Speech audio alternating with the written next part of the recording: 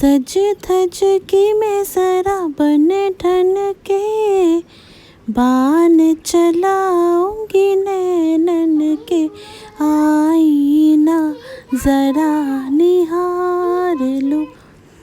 हाँ, आज मैं थोड़ा मेकअप करने बैठी हूँ, थोड़ी सी बट बस एक लाइट सी मेकअप करूँगी, क्योंकि 3-4 दिन बाद मेरे हस्बैंड घर आ रहे हैं, तो उसने कहा है थोड़ा रेडी रहने के लिए, तो मैं थोड़ी सी मेकअप कर रही हूँ, बस थोड़ी सी। लंच हो गया, घर साफ़ करके लंच करके मैं बैठ गई मेकअप करने के लिए।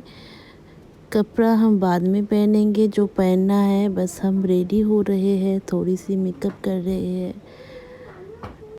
আমি আগেও বলেছি আমার হিন্দি অতটা স্ট্রং নয়, আমি বাঙালি, তো আমি বাংলাটা অনেক বেটার বলতে পারি, তাই আমি আজ আমার বাকি ভিডিওটা বাংলাতেই করছি।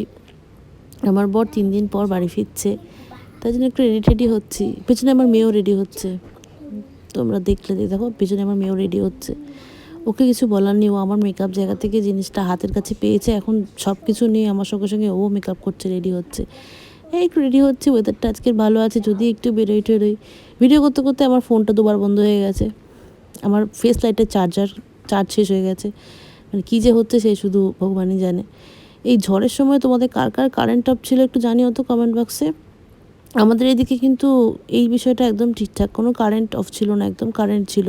রাস্তার লাইটগুলো অফ ছিল, কিন্তু ঘরে কারেন্ট একদম যায়নি, একবার লোডশেডিং হয়নি, একদম প্রপার ঠিকঠাক ছিল। খুব হাওয়া দিচ্ছিল, খুব ঝড় ছিল। ঝড়ে কোথায় কোথায় জল জমেছে সেটাও একটু কমেন্ট বক্সে জানিও। আমি তো আমার নিমন্ত্রণও যেতে পারিনি ঝড়ে, এই ঝড় বৃষ্টির জন্য। তবে যে কদিন ওই ঝড়টা চলেছে বেশ ওয়েদারটা একটু ঠান্ডা ঠান্ডা ছিল, আবার কেমন যেন গরম পড়ে গেল।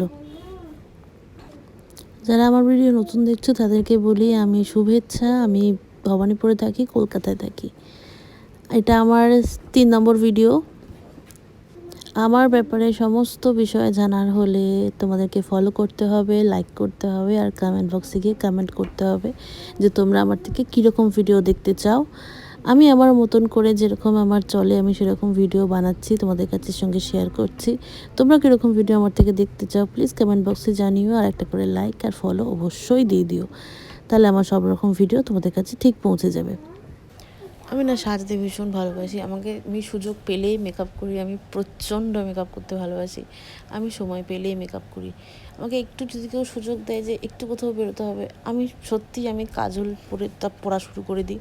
প্রথমত কাজল আর লিপস্টিক ছাড়া আমি রাস্তায় বেরোই না, খুবই কম আমি কাজল লিপস্টিক ছাড়া রাস্তায় বেরোই। আর আমাকে যদি কেউ একটু সুযোগ দেয় সাজার, আমি খুব সাজি, আমি সাজতে ভীষণ ভালোবাসি।